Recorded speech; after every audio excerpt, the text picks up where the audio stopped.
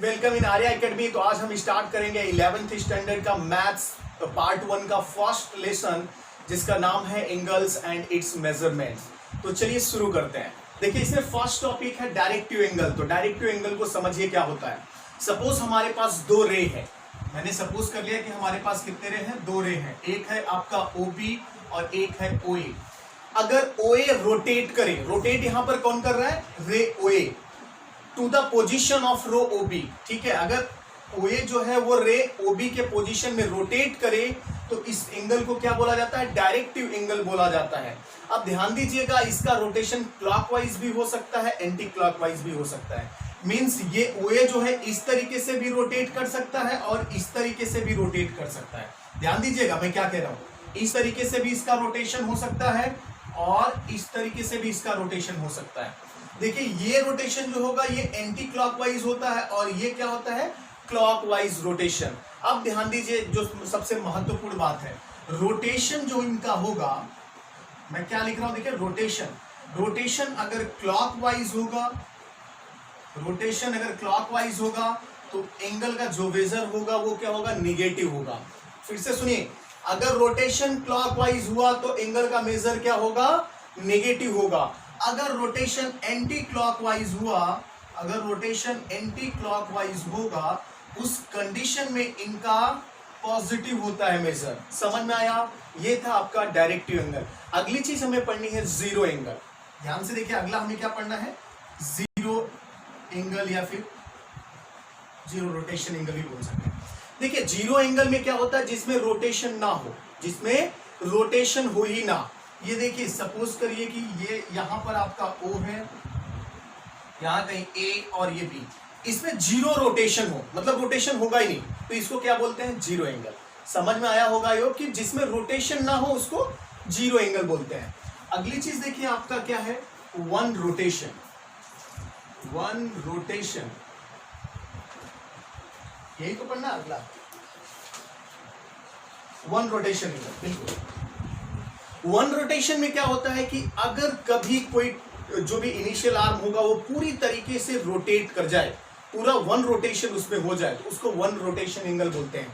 देख लीजिए किस तरीके से मैं कह रहा हूं। सपोज यहां पर आपका O है, ये A है और ये आपका B है।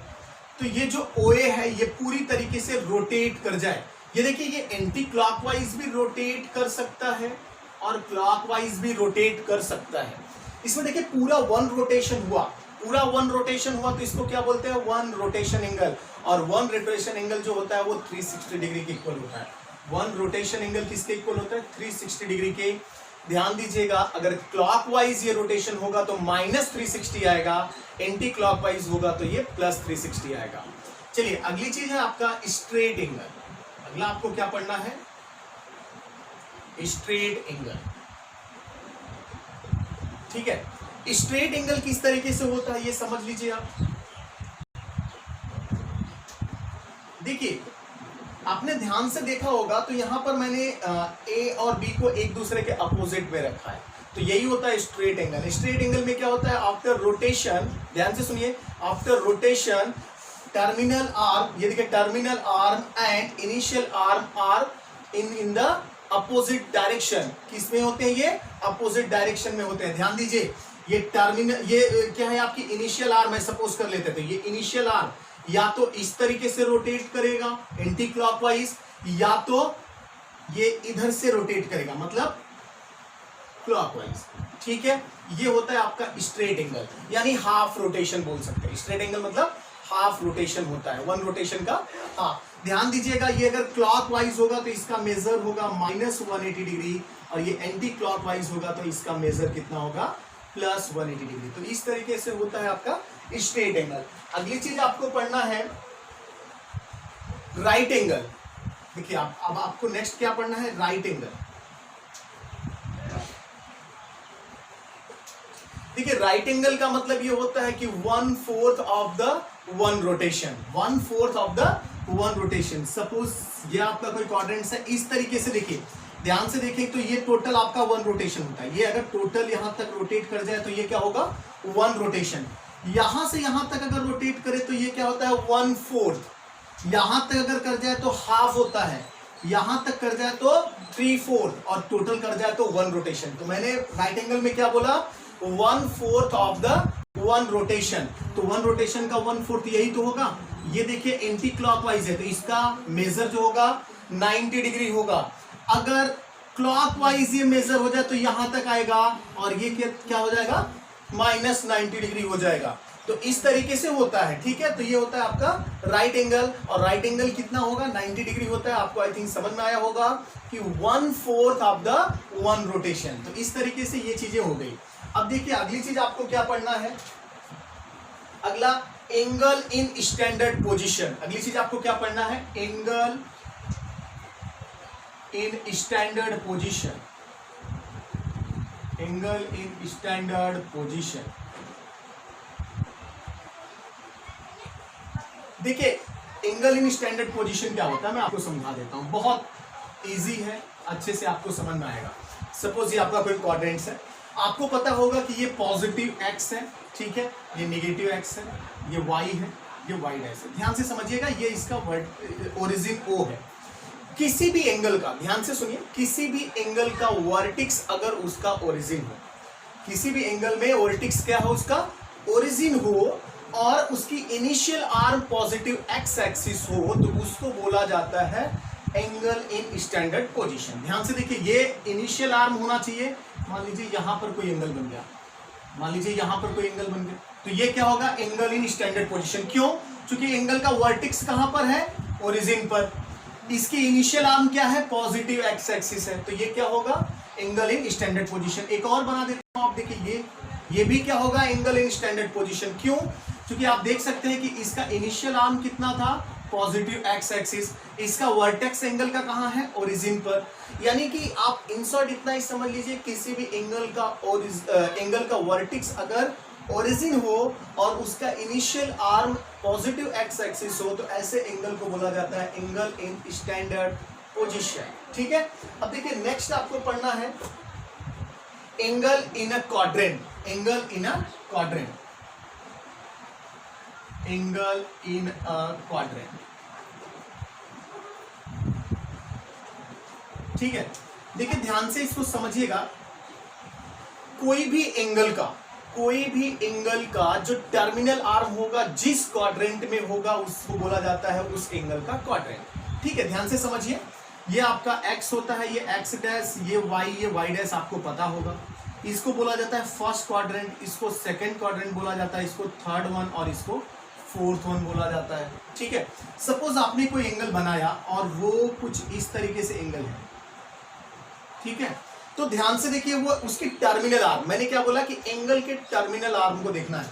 तो टर्मिनल आर्म जिस किसी भी क्वाड्रेंट में बिलोंग करेगा, वही क्वाड्रेंट जो होगा वो बताया जाएगा कि इस एंगल का क्वाड्रेंट है। तो यहां पर देखिए, अगर मैं इस एंगल की बात करूं तो ये कौन से क्वाड्रेंट में है, क्वाड्रेंट सेकंड में है। तो इसको क्या बोलेंगे कि ये जो एंगल है सेकंड क्वाड्रेंट में बिलोंग करता है। बहुत इजी है, बस आपको ये देखना है टर्मिनल रे जो आपकी होगी या टर्मिनल आर्म होगी, वो किस क्वाड्रेंट में है। जिस क्वाड्रेंट में टर्मिनल आर्म है वही उसका क्वाड्रेंट है। अब देखिए अगली चीज एक और आप पढ़ेंगे, क्वाड्रेंटल एंगल। क्वाड्रेंटल एंगल क्या होता है कि ये जो आपका टर्मिनल आर्म है, टर्मिनल आर्म या तो एक्स एक्सिस हो जाए या तो वाई एक्सिस। ध्यान से सुने, क्वाड्रेंटल एंगल क्या होगा, टर्मिनल आर्म या तो एक्स एक्सिस हो या तो वाई एक्सिस। तो ऐसे एंगल को क्या बोला जाएगा, क्वाड्रेंटल एंगल बोला जाता है। तो बहुत इजी थे टॉपिक्स, इतना आप समझ चुके होंगे आई थिंक। चलिए आते हैं अगले टॉपिक पर। हमें अगली चीज जो पढ़ना है को टर्मिनल एंगल। को टर्मिनल एंगल, को टर्मिनल एंगल, ठीक है। को टर्मिनल एंगल क्या होता है वो समझिएगा।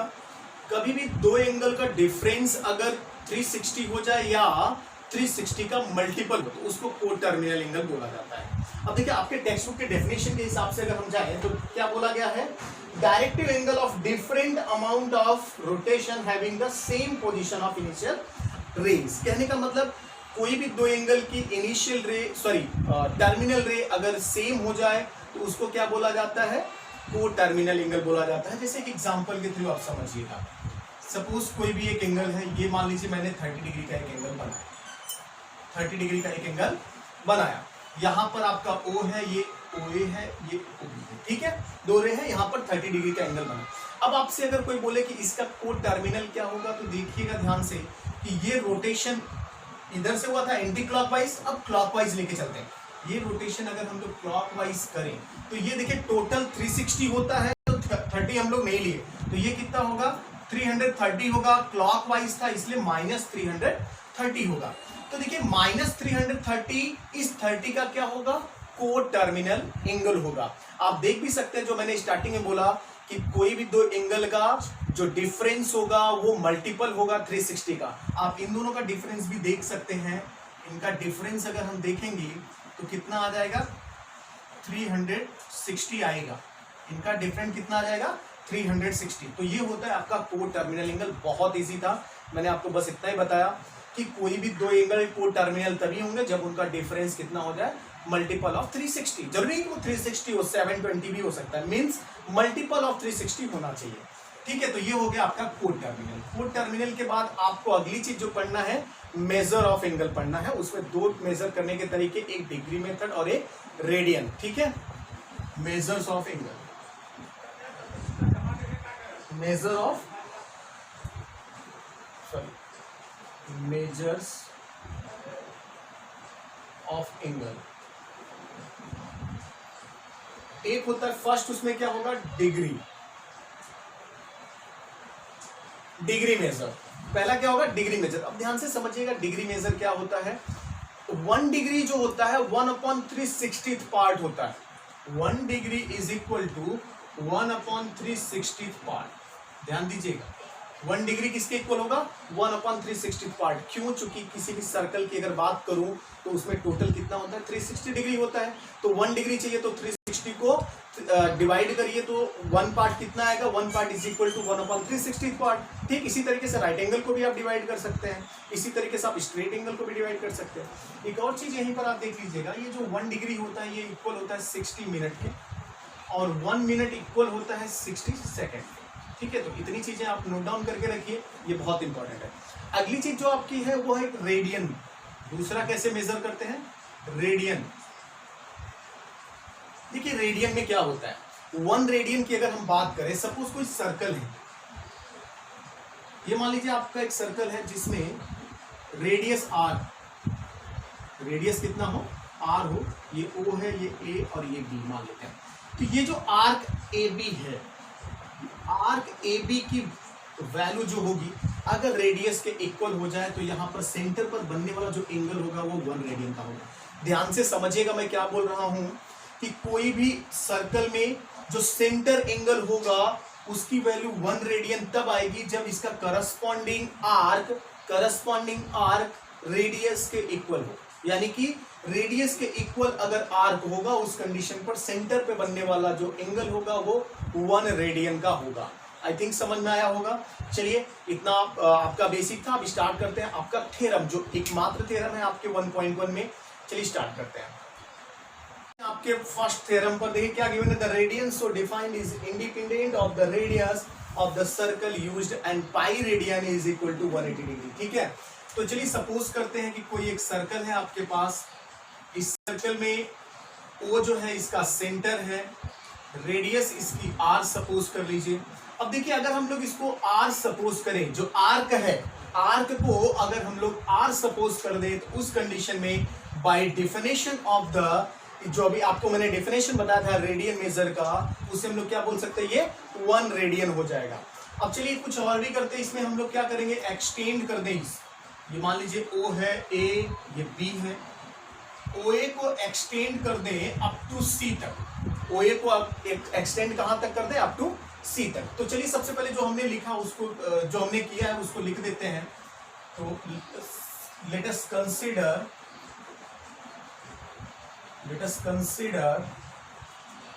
अ सर्कल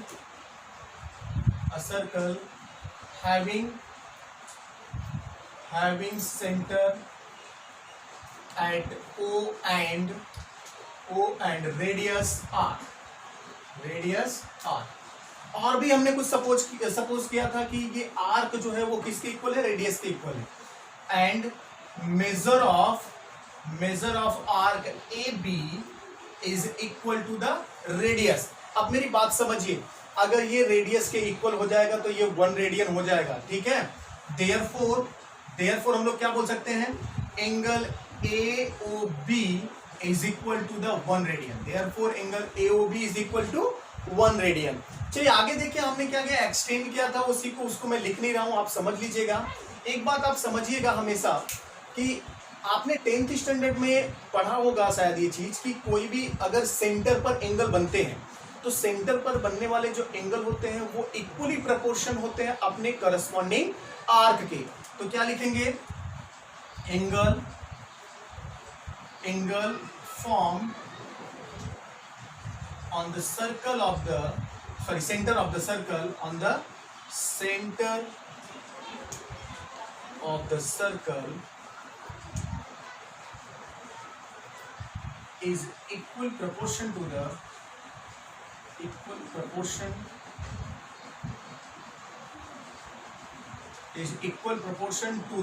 किसके प्रोपोर्शन में होता है, their corresponding arc to the their corresponding arc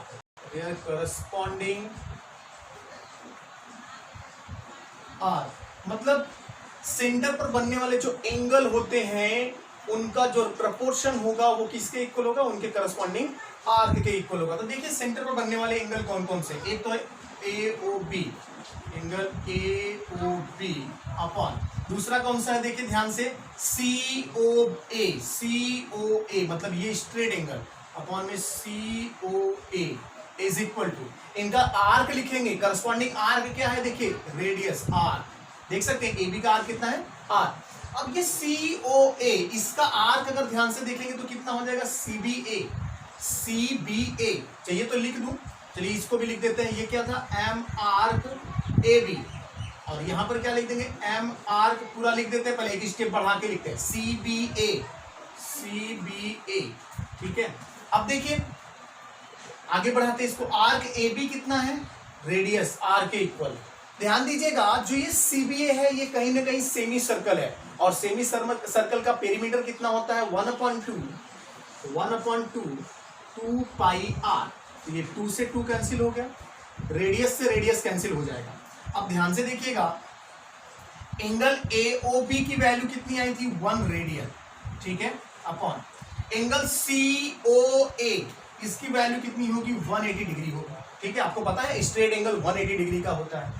आगे देखिए, M आर्क AB अपॉन में M आर्क CBA, इसकी वैल्यू कितनी आई है, यहाँ पर 1 बचा है तो 1 लिखेंगे, अपॉन में देखिए यहाँ पर कितना बचा है, पाई, 1/पाई, चूंकि 2 से 2 कैंसिल हो गया, R से R, तो 1 radian upon 180 degree equal to the किसके हो गया, 1/पाई के। क्रॉस मल्टीप्लाई करेंगे तो पाई का मल्टीप्लाई 1 रेडियन में होगा, तो pi radian is equal to 180 का मल्टीप्लाई 1 में करेंगे तो 180 डिग्री, यानी पाई रेडियन की वैल्यू कितनी आ गई, 180 डिग्री। और इस तरीके से आपका प्रूफ होगा थ्योरम।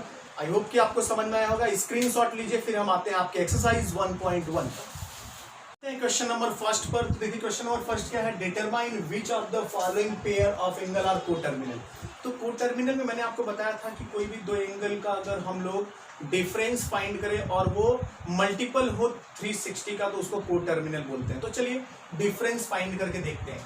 तो इसको बोल सकते हैं 210 माइनस किसको करेंगे, -150। तो देखिए ये कितना हो जाएगा, 210 माइनस इंटू माइनस प्लस 150, और ये देख सकते हैं कितना हो जाएगा 360 डिग्री। तो क्या बोलेंगे, since difference of angles is multiple of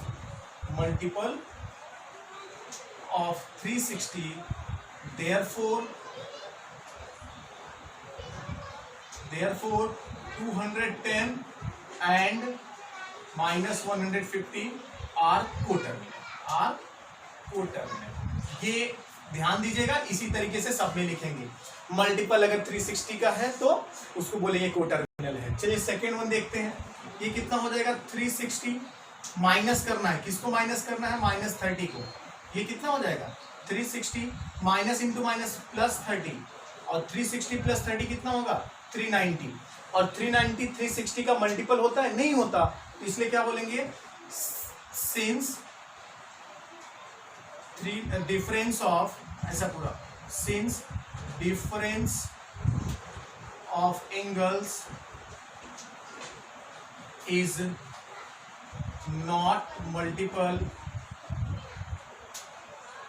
multiple of 360, therefore में क्या लिख देंगे कि ये दोनों angle 360 and -30 are not coterminal. ठीक है, इसी तरीके से ये वाला क्वेश्चन भी करेंगे। इसमें क्या करेंगे, देखिए 540 माइनस 180, तो ये कितना हो जाएगा, 540 प्लस 180। ठीक है, ऐड करके देखिए 0 में 0 ऐड होगा तो 0, 4 प्लस 8 कितना होगा, 12, 5 प्लस 1 6 और 1 कितना हो गया, 7। ठीक है, 720। अब इसमें क्या लिखे देख सकते हैं, 720 जो होता है वो 360 का मल्टीपल होता है, तो इसलिए कोटर्मिनल है। इसमें आप लिखेंगे देयरफॉर इट इज कोटर्मिनल। और क्यों कोटर्मिनल है ये आपको लिखना पड़ेगा, या आप लिख लीजिएगा, मैं नहीं लिख रहा हूं। क्या लिखना पड़ेगा, difference of angle is multiple of 360, therefore these angle are coterminal. ठीक है, इसी तरीके से इसको भी देख लीजिए। इसको क्या करेंगे, 675 माइनस 405 इज इक्वल टू, ये कितना हो जाएगा, 675 प्लस 405।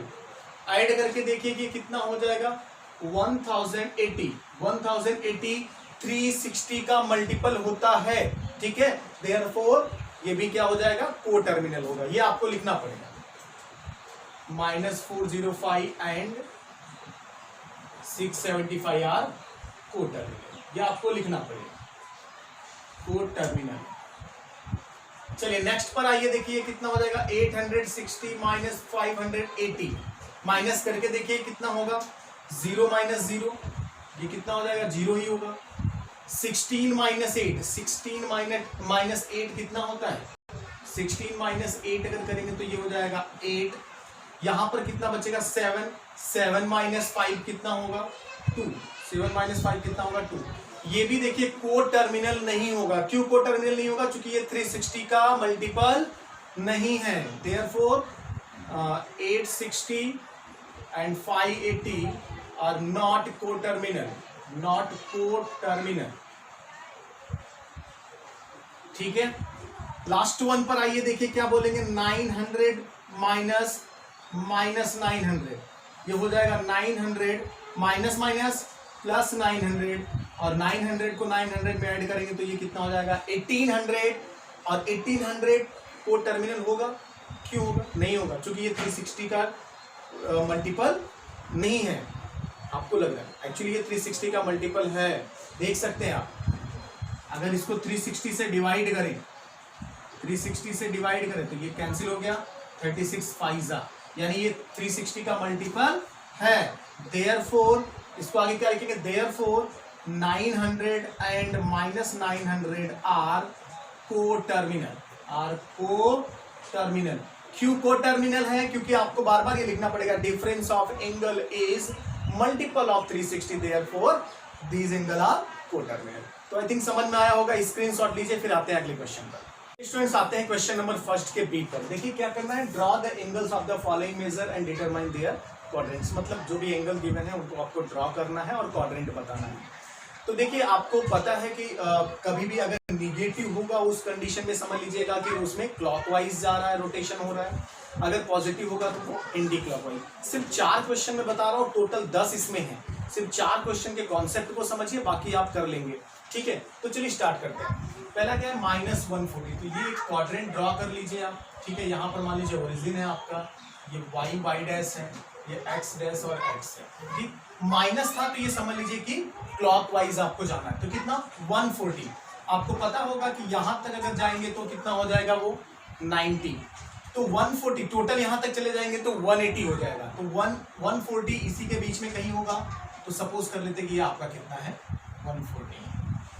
ये आपका क्या हो गया, -140 डिग्री। अब देखिए ये फर्स्ट क्वाड्रेंट होता है, ये सेकंड क्वाड्रेंट होता है, ये थर्ड क्वाड्रेंट होता है और ये फोर्थ क्वाड्रेंट होता है। तो आप देख सकते हैं कौन से क्वाड्रेंट में ये लाई कर रहा है। ये थर्ड क्वाड्रेंट में है। Therefore -140 lie in third quadrant, lies in third quadrant। ठीक है, इस तरीके से करते हैं। एक और क्वेश्चन देखिए क्या है, 250 कैसे होगा, ध्यान दीजिएगा। क्वाड्रेंट ड्रॉ कर लेंगे, x डैश, y डैश, यहां पर ओरिजिन पॉजिटिव है, पॉजिटिव होने पर क्या होता है, एंटी क्लॉकवाइज आते हैं। 250 जाना है, आप समझ सकते हैं कि यहां तक तो 180 होता है, 180 से ज्यादा जाना है। अब देखिए यहां तक अगर आ जाएंगे तो ये 270 हो जाएगा, बट हमें कहां तक जाना है, 250 तक, तो 250 यहां कहीं होगा। ये क्या हो गया आपका 250।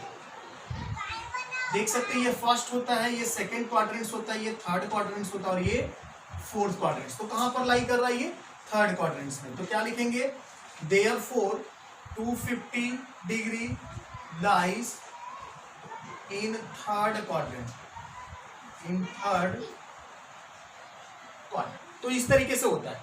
नेक्स्ट वन देखिए क्या है, 420 के लिए भी सेम। सपोज कर लीजिए ये आपका क्वाड्रेंट है, x डैश, y डैश, और यहां पर आपका क्या है 0। आपको कितना करना है, 420।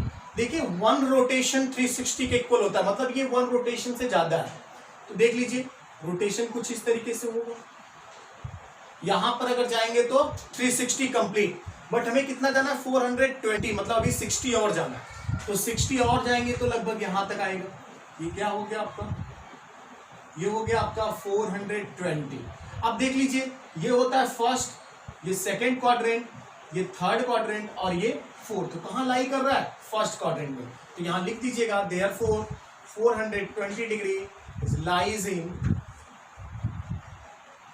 इन कौन से में, first quadrant, lies in first quadrant. एक और लास्ट बता रहा हूं, 10th वन देखिए, -820। ध्यान दीजिएगा ये x डैश, y डैश, यहां पर ओरिजिन। माइनस है तो क्या, क्लॉकवाइज मूव करना है। और 820 मतलब 1 रोटेशन कितना होता है 360, 2 रोटेशन करेंगे तो 720, मतलब 2 रोटेशन से भी ज्यादा है। तो देखिएगा 1 रोटेशन, ये कितना हो गया 360 हो गया। 2 रोटेशन, ये कितना हो गया 720, बट 820 चाहिए, मतलब 100 अभी और जाइए, तो 100 और जाना रहेगा। तो ये देखिए ये तो 90 हो गया, 100 मतलब यहां कहीं रहेगा। ये एंगल कितना हो गया -820, और -820 कहां लाई कर रहा है, थर्ड क्वाड्रेंट। देख सकते हैं ये थर्ड क्वाड्रेंट है। तो क्या लिखेंगे, -820 degree lies in third quadrant, lies in third quadrant. तो जो इसके रिमेनिंग क्वेश्चन है इसी तरीके से करिएगा, बहुत इजी है।